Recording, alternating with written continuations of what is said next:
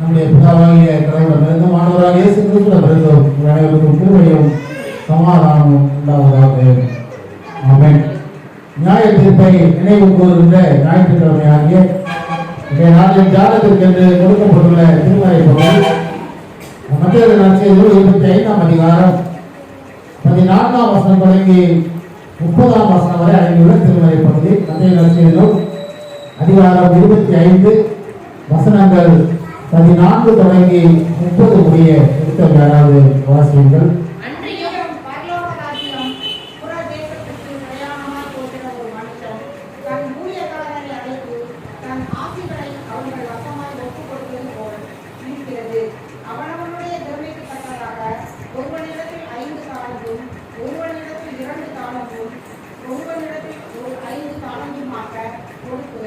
உடனே பிரயாணப்பட்டு போனான்.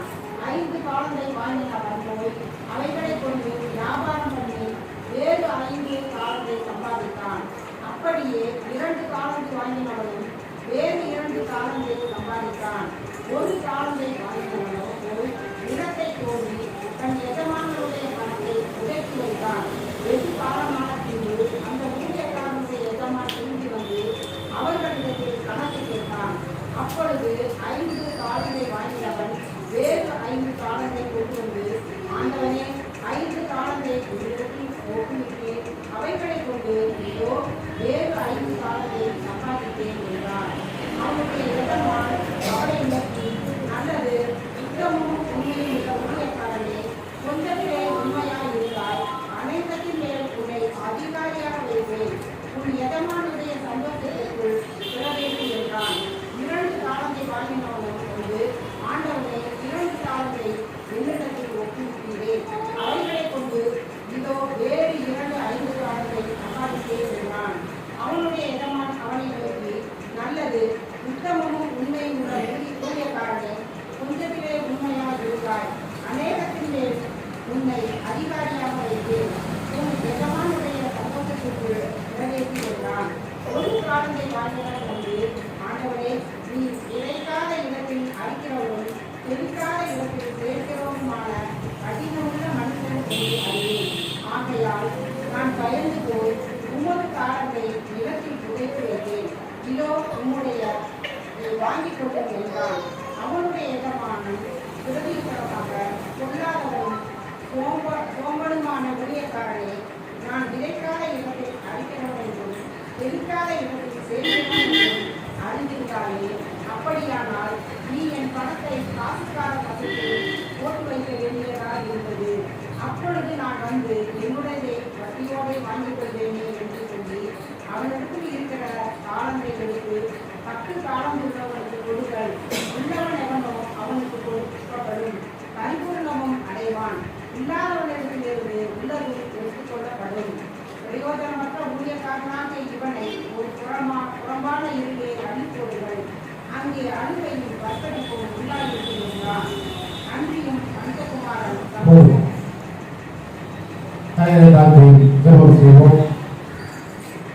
அன்புடைய பரம தகப்பனே, மீண்டுமாக இந்த ஆலய பிரகாரங்களிலே நாம் அமர்ந்து இந்த வார்த்தைகளை தியானிக்க தருகிற நல்ல நேரத்திற்காக நாம் நன்றி செலுத்துகிறோம்.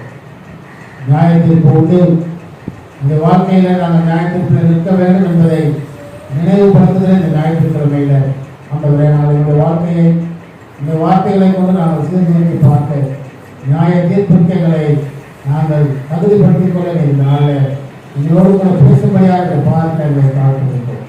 நீங்கள் இந்த வார்த்தைகளை கொண்டு எங்களை போதித்து வழி நடத்துகிற காரணங்களை ஒப்புக் கொடுக்கிறோம். நன்றி ஆண்டவர், இயேசு கிறிஸ்துவாக இருக்கிறோம். ஜெபம் நல்ல பிதாவே, ஆமென். ஆண்டவர்கள் பிரியமான திருச்சபையினரே, ஆண்டவராகிய இயேசு கிறிஸ்துவின் இனிய திருப்பெயரினாலே அனைவரையும் வாழ்த்துகின்றேன், ஆசீர்வதிக்கின்றேன். ஒரு புதிய வாரத்திலேயும் ஆண்டவர் உங்களோடு கூட இருந்து உங்கள் கையின் காரியங்களை, உங்களுடைய எண்ணங்களை, யோசனைகளை எல்லாம் ஆண்டவருடைய சித்தத்தின்படியாக வாய்க்கை செய்து வழி நடக்கவும் பாதுகாக்கவும் அவருடைய திருப்பெயரில் வாழ்க்கை ஆசீர்வதிக்கின்றேன். நியாய தீர்ப்பை நினைவு கூறுகிற ஞாயிற்றுக்கிழமை மிக முக்கியமான ஒரு ஞாயிற்றுக்கிழமை. கிறிஸ்தவ வாழ்க்கையில நாம் அதிகமாக விரும்புவது கடவுளுடைய வாக்கு தத்தங்களை, தன்னுடைய ஆசீர்வாதங்களை, தன்னுடைய வழிநடத்துதல்களை.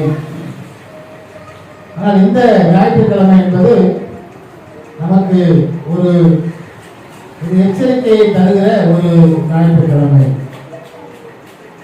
கடந்த வாரத்திலேயும் நாம் ஞாயிற்று குறித்து நினைவு கூறுகிற ஞாயிற்றுக்கிழமை, முந்தின ஞாயிற்றுக்கிழமை நாம் தியானித்த போதும் நான் 3 வார்த்தைகளை உங்களுக்காக வைத்திருந்தேன்.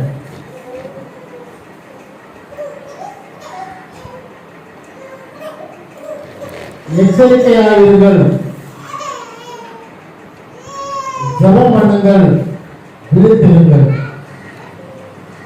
நாம் நம்மை தகுதிப்படுத்திக் கொள்வதற்கும் நம்மை ஆயத்தப்படுத்திக் கொள்வதற்குமான வார்த்தைகள்.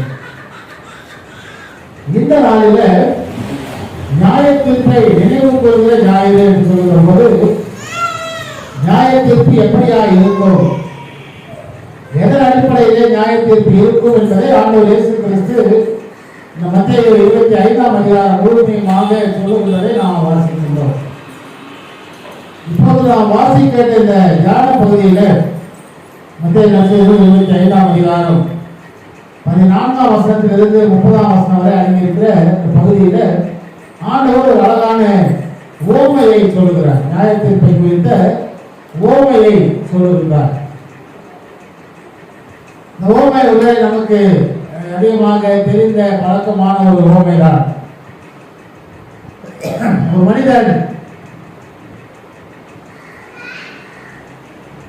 பிரதேசத்துக்கு பிரயாணமாய் போகிற போது தன்னுடைய ஊழியக்காரர்களை அழைத்து அவருடைய கரங்களிலே ஒருவருடைய கரத்தில் 5 தாளந்தும், ஒருவருடைய கரத்தில் 2 தாளந்தும், ஒருவரிடத்தில் 1 தாளந்துமாக கொடுத்து புறப்பட்டு சென்றிருந்தார். பகுதியை நாம் ஒருவேளை அநேக நேரங்களில் இந்த ஓமையை வாசிக்கின்ற போது நாம் அந்த தாளந்து என்கின்ற வார்த்தையை பல நேரங்களில் நாம கவனிக்கிறது மறந்துடும். நம்ம பல நேரங்களில் இந்த பகுதியை வாசிக்கிற போது நானும் அநேக நேரங்களில் அநேகருடைய பிரசங்கங்களை கேட்டிருக்கிறேன். ஒரு சில நேரங்களில் நானும் கூட தோன்ற காலங்களில் பிரசங்கம் பண்ணும்போது 5, 2, 1 என்பதை பல நேரங்களில் நம்ம பணம் மாதிரி நினச்சிக்கணும். பணமாக கொடுத்தாரு, அந்த பணத்தை அவங்க அதை 5 மடங்கு ஆக்குறாங்க, 2 மடங்கு ஆக்குறாங்க அப்படின்னு. ஆனால் அவனுடைய இந்த ஓமையில ரொம்ப அழகான பயன்படுத்தப்படுகிற வார்த்தை அது தாளந்துகள்.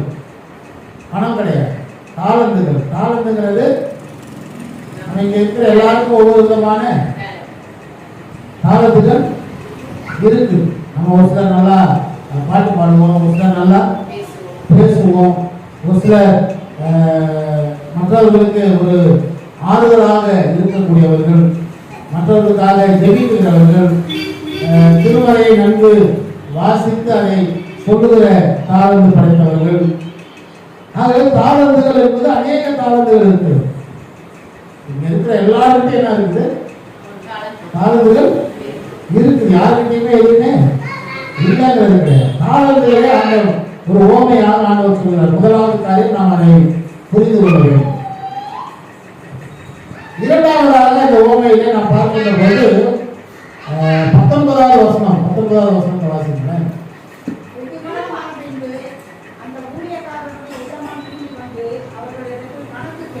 19வது வசனம், வெகு காலம் ஆன பின்பு அப்படின்னா ஒரு நீண்ட காலம், ஒரு நீண்ட நாட்களுக்கு பிறகு அந்த எஜமான் திரும்ப வந்து அவன் கணக்கு கேட்கிறான் என்று சொல்லி நான் வாசிக்கிறேன்.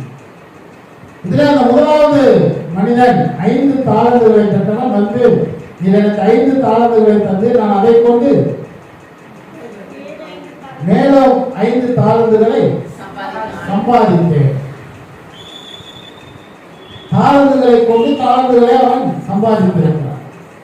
இப்போ ஒருத்தருக்கு ஒரு நல்ல பாடுகிற வரம் இருக்கிறது, பாடுகிற தாளந்து இருக்கிறதுன்னு சொன்னா, சாமி எனக்கு நீங்க நல்ல ஒரு பாடுகின்ற தாளத்தை தந்து, இந்த தாளத்தை கொண்டு நான் நீ தந்த எனக்கு தந்த இந்த ஜீவனுள்ள நாட்களில காலங்களில நான் அநேக பாடல்களை ஏற்றினேன், அநேக பாடல்களை பாடினேன், அநேக பாடல்களை மற்றவர்களுக்கு பிரயோஜனமாக நான் கொடுத்தேன்.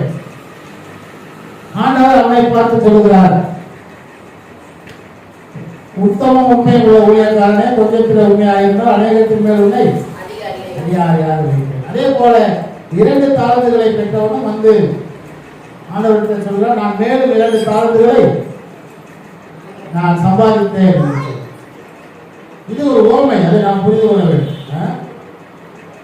ஒரு தாளத்தை பெற்றவன் மாத்திரம் ஆண்டவர்கிட்ட வந்து அவன் அந்த அந்த அந்த எஜமானிடத்துல இப்படியாக சொல்கிறார். 24வது வசனம் வாசிங்க.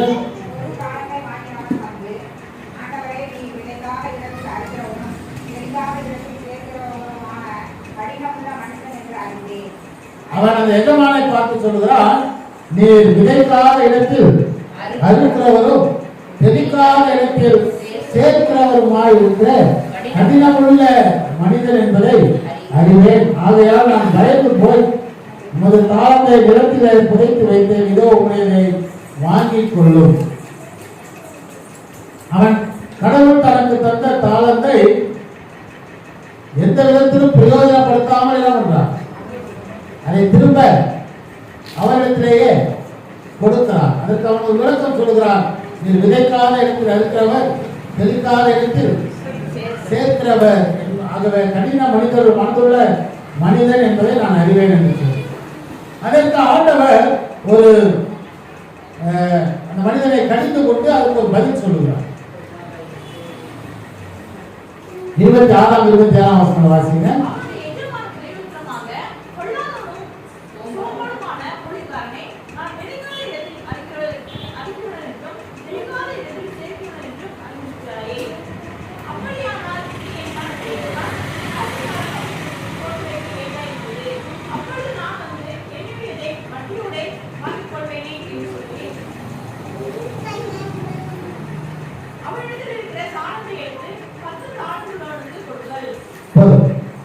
இங்கே ஆண்டவர் நான் வாழை சொல்றேன், இது ஒரு ஆண்டவர் சொன்ன உவமை, ஒரு செய்தியை சொல்வதற்காக பயன்படுத்தப்படுகிற ஒரு உதாரணம், ஒரு ஒரு கதையாக ஆண்டவர் சொல்லுகிற ஒரு காரியம். நம்ம இவ்வளவு நேரம் வாசித்த இந்த உவமையில ஆண்டவர் தாளந்தை என்ற வார்த்தையை பயன்படுத்தி வருகிறார். இந்த 27வது வசனத்துக்குள்ளாக நாம் வருகிற போது அவர் வேறு வார்த்தையை பயன்படுத்துகிறார். பாருங்கள், என்ன வார்த்தையை பயன்படுத்துகிறார்? நீ என் பணத்தை காசுக்காரர் வசத்தில் போட்டு வைக்க வேண்டியதாயிருந்து அப்பொழுது நான் வந்து என்னுடையதை வட்டியோட வாங்கி கொள்வேனே என்று சொல்லி கிறிஸ்தவர்கள் பிரியமானவர் அந்த ஒரு தாளந்தை ஆண்டவர் இங்கே வருகிற போது பணத்தோடு கூட ஒப்பிடுகின்றார். நான் அநேக நேரங்களில் நான் பணியாற்றி வந்த திருச்சபைகளிலே நான் பிரசங்கம் பண்ணுற இடங்களெல்லாம் அடிக்கடி சொல்லுகிற ஒரு வார்த்தை, திருமறையை நாம் வாசிக்கின்ற போது கேள்வி ஞானத்தோடு வாசிக்க வேண்டும். நம்ம பைபிள் அப்படியே பக்தியோடையே பாடாங்க என்ன பண்ண முடியாது. பக்தியோடையே வாசித்தோம்னா நம்ம அதனால அநேக காரியங்களை நம்மால் கற்றுக்கொள்ள, அதனுடைய ஆழமான சத்தியங்களை நம்மால் புரிந்து கொள்ள முடியாது. திருமறையை வாசிக்கின்ற போது கேள்வி ஞானத்தோடு நான் வாசிக்க வேண்டும். ஏன் இப்படி சொல்லப்பட்டிருக்கிறது? இந்த ஓமையை நீங்கள் ஒருவேளை வாசிக்கின்ற போது எல்லா இடங்களிலும் தாழ்மை என்கின்ற வார்த்தை பயன்படுத்தப்பட்டிருக்கிறது. இந்த 27வது வசனத்தில் வருகிற போது அந்த எஜமான் சொல்லுகிறான், நீ என்னுடைய பணத்தை வட்டிக்காரர் வசத்துல கொடுத்திருந்தாலும் கூட நான் வட்டியோட கூட வாங்கி இருப்பேனே என்று சொல்லுகிறார். கிறிஸ்தவர்கள் பிரியமானவர்களே, பழைய ஏற்பாட்டின் காலங்களில் என்ன நீங்கள் வாசித்து பார்த்தீங்கன்னு சொன்னால், ஒரு கடவுளுடைய மகன் ஒரு கிறிஸ்தவன் வட்டிக்கு கொடுக்கிறது என்னது? வட்டிக்கு கொடுக்கிறது தவறு. பழைய ஏற்பாட்டின் காலத்தில் சொல்லப்படுகிற போது வட்டிக்கு கொடுப்பது என்பது பாவம். ஆனால் இங்கே ஆண்டவர் சொல்லுகிற ஓமையிலேயே இப்படியாக சொல்லுகிறார், நான் உனக்குள்ள கொடுத்த அந்த ஒரு காலத்தை ஒரு பணத்தை உதாரணப்படுத்துகிறார். அதை நீ காசுக்காரர்களிடத்திலே கொடுத்திருந்தால் கூட நான் என்ன பண்ணிருப்பேன், அதுக்கு இன்னும் வட்டியோட வாங்கியிருப்பேன். நாம வாசித்த அந்த பகுதியில் நான் நடுவில் ஒரு வசனத்தை வாசித்தோம் இல்லையா, 19வது வசனம், வெகு காலத்துக்கு பின்பு அவன் திரும்பி வருகிறான். அப்படி என்று சொன்னால் ஒரு நீண்ட காலம் என்று சொன்னால் வட்டி என்ன ஆகும்? வட்டி டபுள் ஆகாது. எவ்வளோ ஆகும் நம்மளால சொல்லவே முடியாது. அப்படி என்று சொன்னால் அந்த ஒரு தாளை அவன் எப்படி பயன்படுத்தியிருக்க வேண்டும், அவன் எப்படி பயன்படுத்தியிருக்க வேண்டும் என்பதுதான் நீங்களும் நானும் சிந்தித்து புரிந்து கொள்ள வேண்டிய ஒரு மிக முக்கியமான செய்தி. அவன் எப்படி பயன்படுத்தியிருக்க வேண்டும் என்பதுதான் அதே பகுதியில் பின்னதாக வருகிற வசனங்களில் 31வது வசனத்திலிருந்து 46ஆம் வசனம் வரை நான் வாசித்த நற்செய்தி பகுதியில் ஆனால் இயேசு கிறிஸ்து ஒரு நியாய தீர்ப்பை குறித்து சொல்லுகிறார். நியாய தீர்ப்பின் நாளிலே எப்படியாய் நாம் நியாயம் தீர்க்கப்படுவோம். நீங்கள் வாசிக்கின்ற போது கவனித்திருப்பீர்கள் என்று சொன்னால் ஆண்டவர் ரொம்ப எளிமையான ஒரு நியாய தீர்ப்பை சொல்லுகிறார். நான் பசியாக இருந்தேன், என் பசியை எனக்கு உணவு கொடுத்தீர்கள். நான் தாகமாக இருந்தேன், என் தாகத்தை தீர்த்தீர்கள். நான் வஸ்திரம் இல்லாமல் இருந்தேன், எனக்கு வஸ்திரம் கொடுத்தீர்கள். நான் வியாதியாக இருந்தேன், என்னை விசாரிக்க வந்தீர்கள். நான் காவலிலே இருந்தேன், என்னை பார்க்க வந்தீர்கள். நான் அந்நியனாக இருந்தேன், என்னை சேர்த்துக் கொண்டீர்கள். இந்த 6 காரியங்களை தான் அடிப்படையாக சொல்லுகின்றார். இவைகளை செய்தவர்கள் என்னால் ஆசீர்வதிக்கப்பட்டவர்களை உதய வாருங்கள் என்று சொல்லி ஆண்டவராலே அதை வலது பாசத்திலே சேர்த்துக் கொள்ளப்படுகிறார்கள். இவைகளை செய்யாதவர்கள் அக்னிக்குள்ளாக தள்ளப்படுகிறார்கள். இது நியாயத்தீர்ப்பை குறித்து ஆண்டவர் சொல்லியிருக்கிற ஒரு அழகான செய்தி. நான் மீண்டுமாக அந்த ஓமைக்குள்ளாக வருகின்றேன். இந்த ஒரு பணத்தை, ஒரு தாளந்தை நீ காசுக்காரர்களிடத்தில் ஒப்பு கொடுத்திருப்பாய் என்று சொன்னால் நான் வந்து வட்டியோட வாங்கிக் கொள்வேன் என்று ஆண்டவர் சொல்கிறாரு. வட்டின்னு சொன்ன உடனே நம்மளோட அதோட தொடர்புடைய வார்த்தை என்னவா இருக்குங்க? வட்டின்னு சொன்னாலே எதுக்கு வட்டி வாங்குவாங்க? சரி, அசல்ங்கிறத விட வேற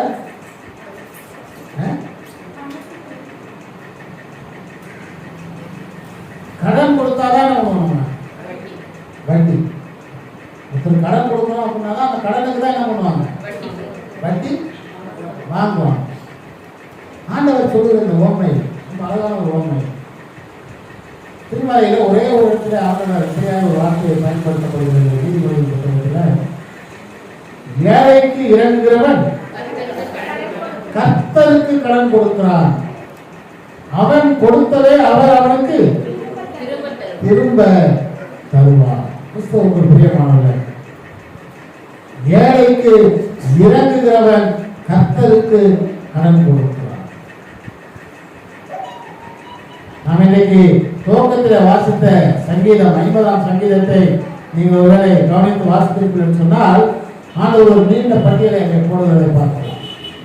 இந்த உலகமும் அதனுடைய நிறைவும் என்னுடையவைகள், எனக்கு யாரும் என்ன பண்ண முடியாது, எதையும் கொடுக்க முடியாது. எனக்கு நீ என்னுடைய பசியை உன்னால் தீர்க்க முடியாது, எனக்குரிய தேவைகளை உன்னால் தீர்க்க முடியாது. 50ஆம் சங்கீதத்தை நீங்கள் வீட்டை சென்று மீண்டும் ஒரு முறை வாசித்து பாருங்கள். ஆகவே கடவுளுக்கு என்று எந்த மனிதனும் எதையும் கொடுக்க முடியாது, கொடுக்க தேவையும் இல்லை. ஆனால் ஒரே ஒரு இடத்தில் ஆண்டவர் இப்படியாக சொல்கிறார், ஏழைக்கு இறங்குகிறவன் கர்த்தருக்கு கடன் கொடுக்கிறார். உட்கார்ந்து நீங்க நானும் ஒரு வேலை யோசித்து பார்த்தோம்னா நம்ம யாரும் கடன் கொடுக்குற அளவுக்கு, சாதாரண மனுஷனுக்கே நம்மளால கடன் கொடுக்குற அளவுக்கு இல்லை. எல்லாம் கடன் வாங்குற மாதிரி தான் இருக்கணும் இல்லைங்களா? நம்ம கடன் வாங்குற மாதிரியே நம்மளை வாங்க வச்சிடலாம். நேற்று கூட பார்த்தா திடீர்னு எனக்கு ஸ்டேட் பேங்க்லேருந்து ஒரு பெரிய நெட்வொர்க், என்ன ஸ்டேட் பேங்க் நெட்வொர்க் பார்த்தா ஏதோ கடனாக போட்டு அனுப்பிடலாம். இந்த கடனை வாங்கலாம், அந்த கடனை வாங்கலாம். நம்ம சும்மா கடனே வாங்கக்கூடாதுன்னு நினைக்கிறவங்க கூட பார்த்தவொடனே சரி பரவாயில்ல இவ்வளோ கொடுக்குறாங்களே ஒருவேளை வாங்கலாம் போல இருக்குது எண்ணம். நாம் கடன் வாங்குகிறவர்களாகத்தான் இருந்து கொண்டிருக்கிறோம். ஆனால் ஆண்டவர் நமக்கு தந்திருக்கிற மிகப்பெரிய தாளந்து என்னவென்று சொன்னார். ஆண்டவர் உங்களுக்கும் எனக்கும் தந்திருக்கிற தாளந்து என்னவென்று சொன்னார், நம்மால் கடவுளுக்கு நம்மால் கடன் கொடுக்க முடியும். எப்படி என்று சொன்னார், நம்மோடு கூட வாழ்கிறவர் மத்தியில, நம்மோடு கூட இருக்கிற மக்களுடைய வாழ்க்கையில பசியாக இருக்கிறவங்களுக்கு நான் கொடுக்கிற ஒருவேளை உணவு, தாகமாய் இருக்கிறவனுக்கு அந்த தாகம் தீர்க்கும்படியாய் நான் தருகிற தண்ணீர், வஸ்திரம் இல்லாமல் இருக்கிறவனுக்கு நான் தருகிற வஸ்திரம், இதெல்லாம் பொருள் சார்ந்த காரியங்கள். நம்ம ஒருவேளை ஈஸியா சொல்லிடலாம், எங்களுக்கே சாப்பாடு வழி இல்லை, நாங்கள் போய் இன்னொருத்தருக்கு கொடுக்க முடியும், எங்களுக்கே வருமானம் எங்களுக்கே பத்தமானது, நாங்கள் போய் எப்படி இன்னொருத்தருக்கு உணவு கொடுக்க முடியும், வஸ்திரம் வாங்கி கொடுக்க முடியும், பரவாயில்ல. அதனால தான் ஆண்டவர் அடுத்த மூலம் சொல்றேன், நான் வியாதியாக இருந்தேன் என்னை விசாரிக்க வந்தீர்கள், காவலிலே இருந்தேன் என்னை பார்க்க வந்தீர்கள். அதை விட காரியம் மூன்றாவதாக சொல்கிற காரியம், நான் அந்நியனாக இருந்தேன் என்னை சேர்த்துக் கொண்டீர்கள். இந்த மூணுக்கு என்ன தேவையில்லை, இந்த மூணுக்கும் பணம் தேவையில்லை, காசு தேவையில்லை. இந்த மூணுக்கு என்ன தேவை, உண்மையான அன்பு தேவை, உண்மையான இரக்கம் தேவை, பிறரை ஏற்றுக்கொள்கிற, பிறருடைய துன்பங்களை, பிறருடைய வேதனைகளை புரிந்து கொள்கிற ஒரு மனம் நமக்கு தேவை. கிறிஸ்தவத்தில் பிரியமானவர்களே, கடவுள் நம்ம இப்படியாய் நியாயம் தீர்க்க போகிறார். சாதாரணமாக இப்ப இந்த பரீட்சை எல்லாம் பிள்ளைங்க எழுதும்போது பார்த்தீங்கன்னா கூட நீங்கள் டிவியில எல்லாம் பார்த்தீங்கன்னா காலேஜ் பசங்கள்லாம் வெயிட் பண்ணிட்டு இருக்கலாம். ஏன்னா 2 செமஸ்டர் இதில் இருக்கு, ஆன்லைன்னா வீட்டிலே உட்காந்து புக்கை பார்த்து வந்தது, அக்கௌண்ட்டை கேட்டு வந்தது, காப்பி வச்சு வந்தது, எல்லாம் எழுதி பாஸ் பண்ணுறாங்க. இப்போ போய் காலேஜில் பரிசு எழுதுனா என்ன பண்ணுறான், நல்லா எழுத முடியாது அப்படின்னா, ஏன்னா அங்கே போய் இந்த மாதிரிலாம் என்ன பண்ண முடியாது, செய்ய முடியாது. பரிசு எழுதணும்னா நமக்கு அதுக்கு நம்ம ஆயத்தமாக இருக்கணும். ஆனால் கிறிஸ்தவ வாழ்க்கையில் நமக்கு நியாய தீர்ப்பு உண்டு என்பதை திருமறை சொல்லியிருக்கிறது. அந்த நியாய தீர்ப்பு எப்படி இருக்கும் என்பது நமக்கு சொல்லப்பட்டிருக்கிறது. நமக்கு கொஸ்டின் பேப்பர் என்ன இருக்குது, ஏற்கனவே அவுட் ஆயிடுச்சு. கொஸ்டின் பேப்பர் இதுதான் உங்களுக்கு கொஸ்டின் பேப்பர்னு திருமறையில ஆண்டவர் ரொம்ப அழகாக சொல்லிவிட்டார். நான் இதன் அடிப்படையிலே இப்படித்தான் உங்களை நியாயம் தீர்க்க போகிறேன்.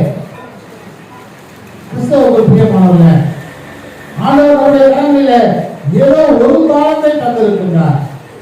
இரக்கமுள்ள மனதை நமக்கு தந்திருக்கலாம், பிறருக்கு உதவுகின்ற வாய்ப்புகளை, சூழ்நிலைகளை ஆண்டவர் நமக்கு தந்திருக்கலாம். பிறருக்கு உதவியாக இருக்கும்படியாக, பிறர் சோர்ந்து போகிற நேரங்களில் அவர்களுக்கு ஆறுதலாக இருக்கும்படியாக, அவர்களுக்கு ஆறுதலாய் ஒரு 4 வார்த்தையை பேசுகின்ற காலத்தை ஆண்டவர் நமக்கு தந்திருக்கலாம். நீங்க இந்த ஓமையை படிக்கிற போது 5 தாளங்களை கொடுத்தவன் 5 தாளந்தாக மாற்றலாம், 2 தாளத்தை பெற்றவன் அதை 2 தாளந்தாக மாற்றினான். ஆனால் 1 தாளம் இருக்கிறவர்கள் அவர்கள் சரியாக அதை புரிந்து கொண்டு, ஆண்டவர் எதை எனக்கு தந்திருக்கிறார் என்பதை புரிந்து கொண்டு, அதை நான் கடவுளுக்கு கடனாக, தேவைகளோடு இருக்கிறவர்களுக்கு, ஒரு மனிதனுடைய உதவியை எதிர்பார்த்திருக்கிறவர்களுக்கு அதை நான் பயன்படுத்துவேன் என்று சொன்னால் அது எவ்வளவு ஆகும் யாராலையும் சொல்ல முடியாது. ஆண்டவர் பயன்படுத்துகிற வார்த்தை ஓமையில, அதை நீ காசுக்காரர்களுக்கு கொடுத்திருப்பாய் என்று சொன்னால் நான் அதை வட்டியோடு திரும்ப வேண்டி இருப்பேனே. வட்டி எவ்வளவாக இருக்கும் என்பது நமக்கு தெரியாது. நாம் செய்கிற ஒவ்வொரு கிரியைகளுக்கும் நாம் உண்மையாக ஆண்டவருடைய பிள்ளைகளாக, ஆண்டவர் விரும்புகிற காரியங்களை உணர்ந்தவர்களாக நாம் செய்கிற ஒவ்வொரு கிரியைகளுக்கும் ஆண்டவர் என்ன போறாரு, அதுக்கு வட்டி போட்டுட்டே இருக்கிறார். இந்த கிறிஸ்தவ வாழ்க்கையில இருக்கிற மிகப்பெரிய ஒரு பெரிய உண்மை அதுதான். நம்ம சாதாரணமாக இந்த உலக வாழ்க்கையில சொல்லுவார்கள், நம்ம இந்த உலகத்திற்குள்ளாக வருகிற போது ஒன்றையும் கொண்டு வருவதும் இல்லை, ஒன்றையும் கொண்டு போவதும் இல்லை. உண்மைதான், நம்ம வரும்போது ஒன்றும் கொண்டு வருவதில்லை. நம்ம இந்த உலகத்தை வாழ்கிற காலங்களில் நம்ம எவ்வளவு சம்பாதித்தாலும், எவ்வளவு பணம் சேர்த்தாலும், எவ்வளவு சொத்து சேர்த்தாலும், எத்தனை வீடு கட்டினாலும், எவ்வளவு நிலம் வாங்கினாலும், எவ்வளவு தோட்டம் வாங்கினாலும், என்னென்ன வாகனங்கள் வைத்திருந்தாலும், எது வைத்திருந்தாலும் நம்ம போகும்போது அதைகளையும் நாம் கொண்டு போவதில்லை. ஆனால் கிறிஸ்தவம் அப்படி சொல்லவில்லை. திருமலை ரொம்ப அழகாக சொல்கிறது, அவர்களுடைய கிரியைகள் அவர்களோட கூட போகும். வெளிப்பட்ட விசேஷம் 14ஆம் அதிகாரம் 13ஆம் வசனம் ரொம்ப அழகான ஒரு வசனம். இப்படியாய் சொல்றது. அடுத்தவங்க வாசிங்க. பின்பு பரலோகத்திலிருந்து ஒரு சத்தம் உண்டாக கேட்டேன். அதை கர்த்தருக்குள் மறைக்கிறவர்கள் இது முதல் பாக்கியவான்கள் என்று எழுது. அவர்கள் தங்கள் பிரயாசங்களை விட்டொழிந்து இளைப்பாறுவார்கள். அவர்களுடைய கிரியைகள் அவர்களோட கூட போகும். அவர்களுடைய கிரியைகள் அவர்களோட கூட போகும். அதே வெளிப்பட்ட விசேஷம் 20ஆம் அதிகாரம் 12ஆம் வசனத்தை வாசிங்க.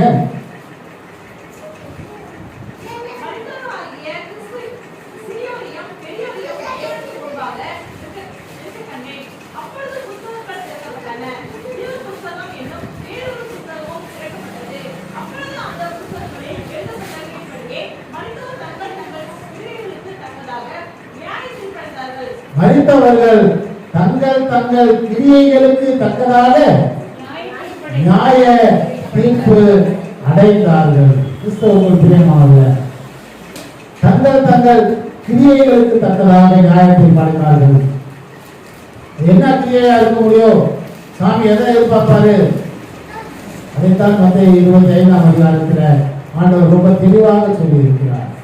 எதன் அடிப்படையில நியாயம் தீர்க்கப்படுவீர்கள்?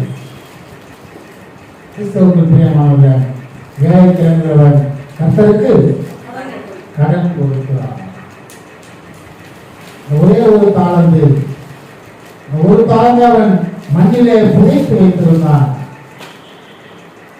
அது ஒன்றுக்கு பிரயோஜனம் இல்லாமல் போனது. ஆனால் ஆண்டவர் உங்களுக்கும் எனக்குமாய் தருகிற செய்தி. நம்ம அநேக நேரங்களில மற்றவர்களோடு ஒப்பிட்டு பார்க்கிறோம். அவங்கள மாதிரி நமக்கு தாளந்து இல்லையே, அவங்கள மாதிரி நம்மளால பாட முடியலையே, அவங்க மாதிரி நம்மளால திருமலை குறித்து வாசித்து பெரிய பிரசங்கம் பண்ணுகிற தகுதி நமக்கு இல்லையே, அவங்கள மாதிரி பக்தியா நம்மளால வாழ முடியலையே. கிறிஸ்தவர்களுக்கு கடவுள் தந்திருக்கிற திறமைகளை, கடவுள் தந்திருக்கிற தாளங்களை நாம் உணர்ந்து அதை சரியான நேரத்தில் சரியானபடி பிறருக்கு பிரயோஜனமாக பயன்படுத்தும்படியாக ஆண்டவர் உங்களை மன்னையும் விரும்புகின்றார். ரோமையில அந்த பகுதியை ஆண்டவர் பயன்படுத்துகிற ஒரு அழகான வார்த்தை, இந்த சிறியரில் ஒருவருக்கு நீங்கள் எதை செய்கிறீர்களோ, இந்த சிறியர் என்கிற வார்த்தை நீங்கள் நான் என்ன பண்ணுங்க, இதுதான் இவர்கள் தான் சிறியவர்கள் என்று யாருமே டிஃபைன் பண்ண முடியாது. நம்ம கடந்து வருகிற உலக அனுபவங்கள் எல்லாம் நமக்கு அதை உணர்த்தி கொண்டிருக்கிறது. எவ்வளவு பெரிய பணக்காரனாக இருந்தவர்கள், எல்லா வசதிகளும் இருந்தவர்கள், கொரோனா காலங்களை நாம் கடந்து வருகிற போது, இந்த கொரோனாவில் 2வது அலையில நீங்க வருகிற போது, இந்த ஆக்சிஜன் பற்றாக்குறை என்பது வந்த போது பணம் இருந்தது, காசு இருந்தது, எவ்வளவு வேணாலும் செலவு பண்ணலாம், எவ்வளவு வேணாலும் பண்ணலாம். ஆனா ஒரு 5 லிட்டர் 2 லிட்டர் ஆக்சிஜன் யாராவது கொடுக்க மாட்டாங்களா? யாராவது நமக்கு தர மாட்டாங்களா? அதே மாதிரிதான் ஏதாவது ஒரு பெரிய ஆபரேஷன் பண்ணணும், ஏதாவது ஒரு பெரிய அடிப்பட்டு ரத்தம் நிறையா வீணாக போச்சு அப்படின்னா நீங்க எவ்வளவு காசு வச்சிருந்தாலும் அந்த நேரத்துக்கு, அந்த தேவைப்படுகிற அந்த நேரத்தில், அந்த நிமிடத்தில் யாராவது ஒருவர் நமக்கு வந்து ஒரு யூனிட் ரத்தம் கொடுக்க மாட்டாங்களா? அந்த நேரங்களில் அவன் எவ்வளவு பெரிய பணக்காரனாக இருந்தாலும், எவ்வளவு வசதி உள்ளவனாக இருந்தாலும் அவன் தான் சிறியவன். அவனுக்கு நாம் செய்கிற உதவி, நம்ம சிறியவர்கள் என்று சொன்னால் பல நேரங்களில் எதுவுமே இல்லாதவங்க யாரும் இல்லாதவங்க அவங்க செய்யவில்லை. ஆண்டவர் பயன்படுத்துகிற வார்த்தை ரொம்ப அழகான வார்த்தை. இந்த சிறியரில் ஒருவனுக்கு எதை செய்வீர்கள் என்று சொன்னார், எவ்வளவு பெரியவன் அந்த ஒரு நேரத்தில் அவன் சிறியவனாய் மாறி போகிறான். அந்த நேரத்தில், அந்த சூழ்நிலை, அந்த நொடி பொழுதில் நாம் செய்கிற உதவி, அந்த உதவி செய்யணும் அப்படின்னா அதற்குரிய மனநிலையும் அதற்குரிய மனப்பக்குவம் நமக்கு இருக்கணும். நமக்கு பல நேரங்களில் சாதாரண மனிதர்களாக நீங்கள் நானும் ஒரு நல்ல வசதியாக இருந்தாலும் திடீர்னு அந்த மாதிரி ஒரு தேவையோடு நிற்கிறாங்கன்னு சொல்லுவேன்,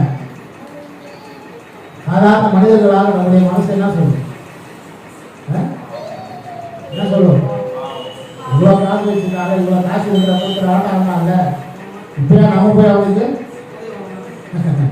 அதுதான் மனித சுபாவம். அதுதான் மனுஷனா நமக்கு உடனடியாக வர்றது. அதுதான் காசு இருக்கிறப்ப என்ன ஆட்டம் ஆடினா, காசு வச்சுருக்கிறப்ப நம்மளாம் ஏதாவது கவனிச்சானா, இன்னைக்கே நம்ம போய் அவனுக்கு செய்யணும். ஆனால் கிறிஸ்தவருக்கு பிரியமானவர்களே, இதைத்தான் ஆண்டவர் நியாயத்திற்கு உங்களிடத்திலும் கேட்கிறவராய் இருப்பார். இந்த சிறியரில் ஒருவருக்கு நீங்கள் எதை செய்கிறீர்களோ, சிறியவர் என்று சொல்லுகிற பொழுது இந்த நேரத்தில் அந்த மொழிப்பொழுதில் இந்த தேவையை, இந்த உதவியை எதிர்பார்த்து நிற்கிறவனுக்கு நாம் செய்கிற உதவி. கிறிஸ்தவர்கள் பிரியமானவர்களே,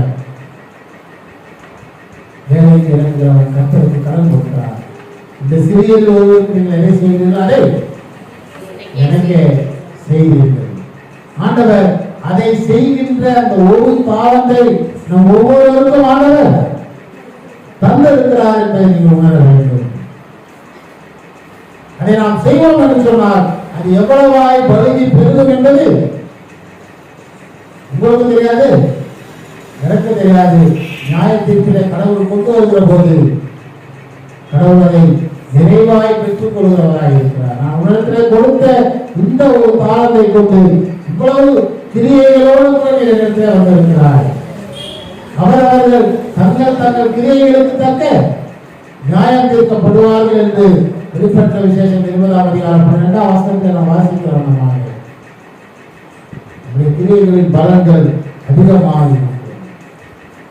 கிறிஸ்தவருக்கு பிரியமானவர்களே, இரக்கமுள்ளவர்களாக நாம் வாழ அழைக்கப்படுகின்றோம். அன்புள்ளவர்களாக வாழ நாம் அழைக்கப்படுகின்றோம். யார் ஒருவர் நமக்கு முன்பாக தேவையோடு இருக்கிறார்களோ அவர்களுக்கு நாம் உதவி செய்ய வேண்டியவர்களாக நாம் இருக்கிறோம். அதை ஆண்டவர் நம்மிடத்தில் விரும்புகிறார். அதை ஆண்டவர் நம்மிடத்தில் எதிர்பார்க்கின்றார். கடவுள் அநேக காரியங்களை நம்முடைய கரங்களில் தந்திருக்கின்றார். நமக்கு ஏதாவது ஒரு நேரத்தில் யாராவது ஒரு மனிதன் உதவுகின்ற போது அந்த உதவிக்கு நம்ம என்ன பண்ண முடியாது, அவருக்கு 500 ரூபாய் இல்லை, 1000 ரூபாய் இல்லை. ஆனால் அந்த நேரத்தில் அவர் செய்த அந்த உதவி நம்மளால திரும்ப செய்யவே அதற்கு நீங்கள் ஒரு இதே வைக்க முடியும்.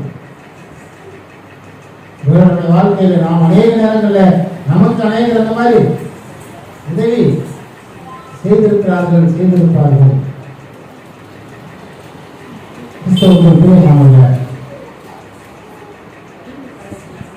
ஆண்டவர் அன்றைக்கு அந்த மனிதனை பார்த்து சொன்ன அதே வார்த்தையை உங்களை நன்மை பார்த்து சொல்லுகிறார்.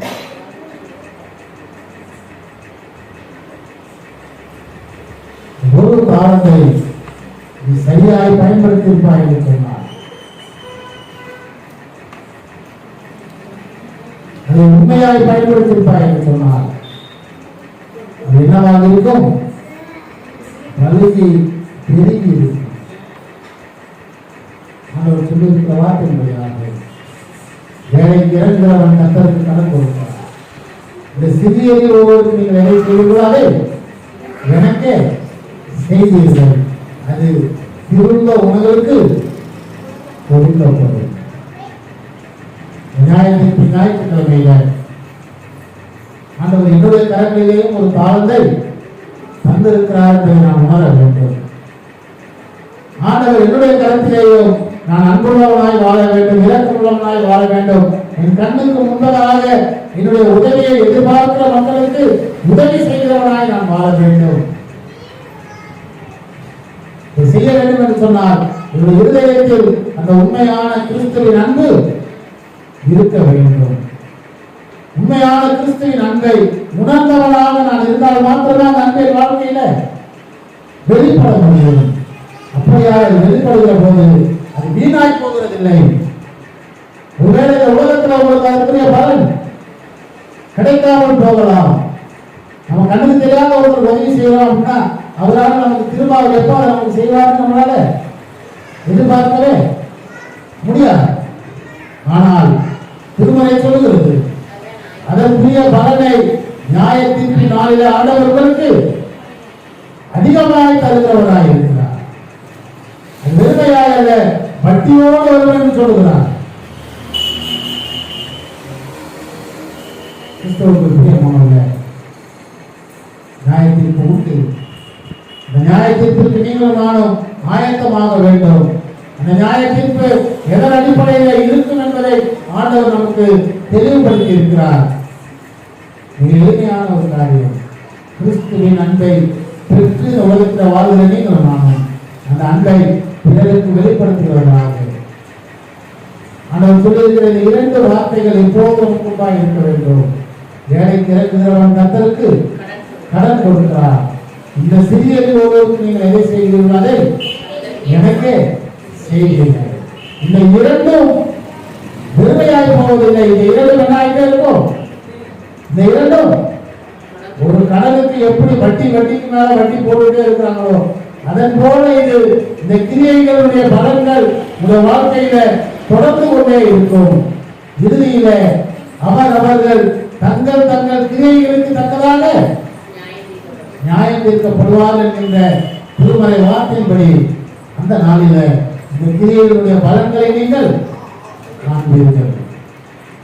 இந்த கிரியைகளோடு வாழ்கிற போது இந்த உலகத்தில ஆண்டவருக்குரிய சாட்சிகளாக நீங்கள் இருப்பீர்கள். இந்த நியாயத்தீர்ப்பை நினைவு கூறுகிற இந்த நாளில இந்த வார்த்தைகள் அவனுடைய வார்த்தைகள் நம்மோடு கூட பேசப்பட்டிருக்கிறது. இந்த வார்த்தைகளை நீங்கள் நானும் இன்னும் ஆழமாய் இந்த வாழ்க்கையை சிந்தித்து இந்த வாழ்க்கையில் நான் கடந்து வருகிற ஒவ்வொரு சூழ்நிலைகளிலேயும் ஒவ்வொரு நேரங்களிலேயும் நான் ஆண்டவருக்கு கடன் கொடுக்கிறவனாய் இருக்கிறேன். ஆனால் நமக்கு வந்திருக்கிற பெரிய ஆசீர்வாதம் நம்ம செய்கிற சின்ன உண்மையான அன்போடு பிறருடைய தேவைகளின் மத்தியில் நாம் செய்கிற காரியங்கள் என்பது கடவுளுக்கு நாம என்னது கடவுளுக்கு நாம கடன் கொடுக்கிற அனுபவம்.